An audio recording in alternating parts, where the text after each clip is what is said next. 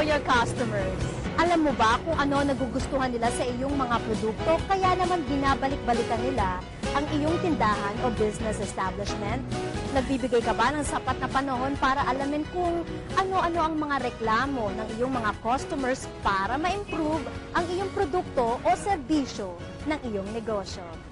How well do you define your customers' needs and wants? Magandang hapon po sa inyong lahat. I'm Cecil Temprosa, and this is your Entrepinoy Startup.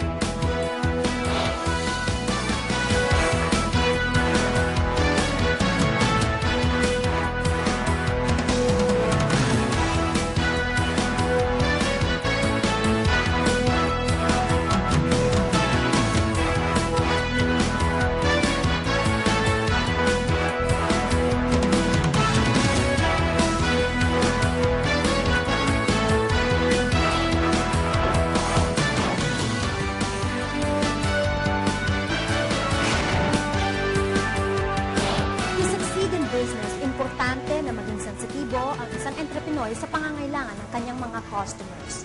Ito nga marahil ang isa sa mga panuntunan ng ating mga panauhin ngayong hapon, kaya naman patuloy ang paglago ng kanilang mga negosyo. Tulad halimbawa ni Michelle Taregosa sa Kaya Ko To.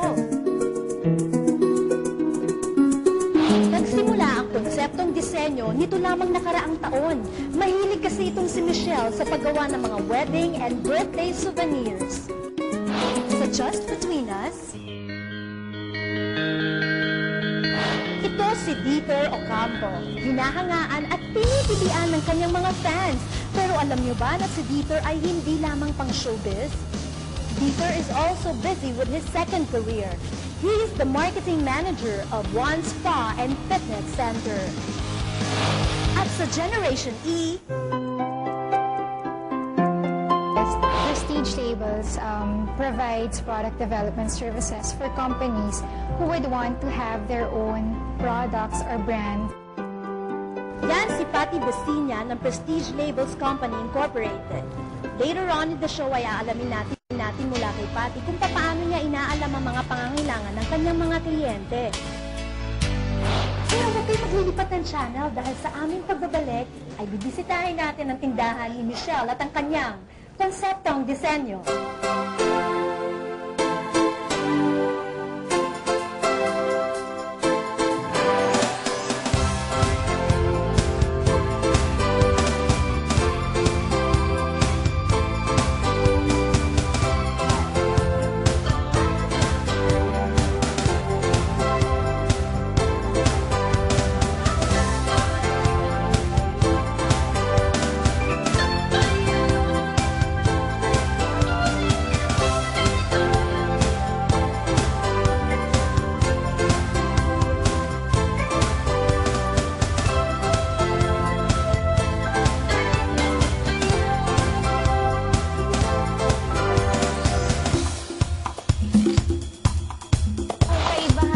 I use non-toxic material. Kaya yung candles na ginagamit ko is smokeless, vegetable-based from raspberry. Hindi siya plastic-based na kagaya ng iba, so very safe sa lungs.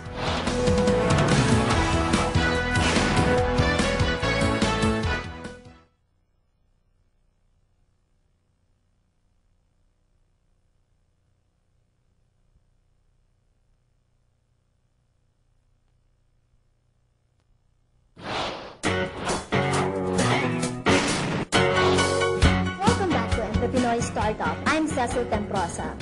Bata pa lamang si Michelle ay nakahiligan na niya ang paglikha ng mga souvenir items at mga handmade invitations. Now, at 27 years old, ay muling binalikan ni Michelle ang kanyang hilig sa paglikha ng mga sari-saring disenyo na tiyak namin kawiwilihan din ninyo. Halina't pasyalan natin ang konseptong disenyo.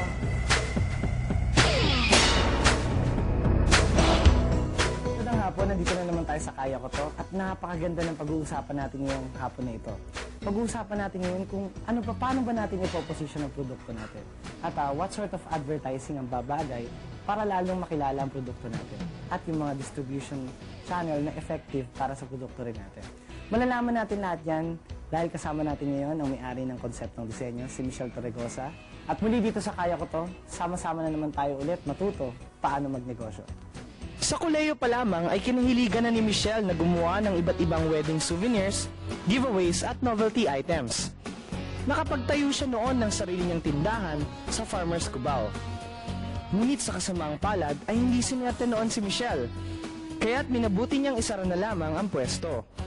Matagal din siya natigil sa pagnenegosyo. Bakit kaya niya naisipan pang bumalik?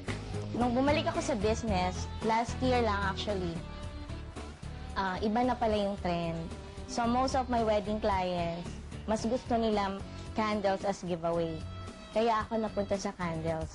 From yung mga typical novelty items na mga ratan, mga banig-banig na mga giveaways. So, after ilang months, nag-start na akong gumawa ng mga big candles as home decor na sinupply ko na sa all SM outlets. Yan ang first lesson. Determining the needs and wants ng customers. Mas madali na ngayon siyang makakabenta, di ba? Pero kailangan mo pang i-position ang produkto mo para magkaroon ng difference o edge sa merkado. Ano kaya ang positioning ng konseptong disenyo sa kanilang mga candles? Ang kaibahan ko sa iba ay use non-toxic material. Kaya yung candles na ginagamit ko is smokeless, vegetable base from raspberry. Hindi siya plastic base na kagaya ng iba, so very safe sa lungs. Napakagandang positioning statement, di ba? Sa sinabi pa lang niya, mukhang talo na ang kakompetensya. Paano naman kaya niya ginagamitan ng advertising o promotion bilang marketing tool para higit na makilala ng publiko ang mga candles ng konseptong disenyo? Through exhibits. Oo. This year, sinuportahan na ako ng Department of Trade. Kasali na ako from Likha ng Central Luzon. First time ko sa National Trade Fair this coming February. Oh, hindi pala kailangan gumastos ng malaki para makilala ang produkto mo. Ang kailangan lang ay ang maglagay ka ng booths sa mga exhibits.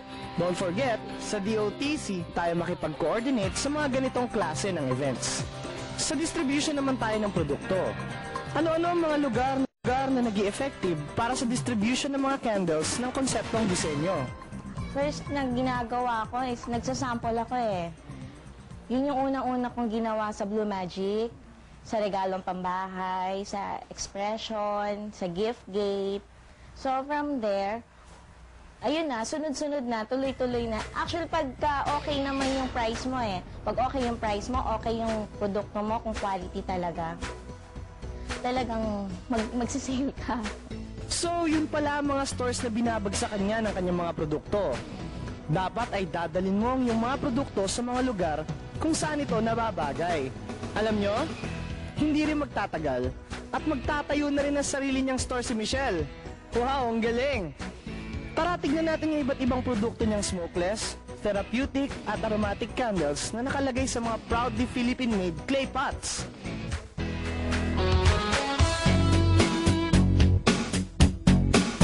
Trivia time muna tayo ulit.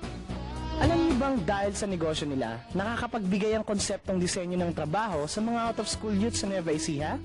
Actually, kasi dun sa probinsya namin, baryo kasi yon. So, yung ibang mga bata doon, wala nang chance na mag-aral. Kulang talaga financially. Yun talaga ang target ko, mga out-of-school youth sa probinsya namin. Tignan naman natin ngayon kung paano ginagawa ang mga nagagandahan at nagbabangungang candles niya.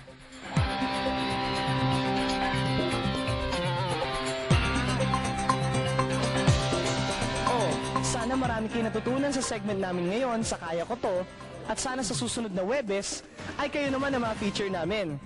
At ito lang ang masasabi ni Michelle sa lahat ng gustong maging entrepreneurs dyan. Kung kaya namin dito sa konseptong disenyo, kayang-kaya nyo rin. At para sa Kaya Ko To, ako po si Adonis Pira. Selling or marketing is what business is all about. Kung wala kang benta, wala rin kita. Kaya importanteng isipin mo kung sino ang iyong prospective customers para doon mo itutuon ang iyong atensyon. At syempre pa, your products must serve and fulfill your clients' needs.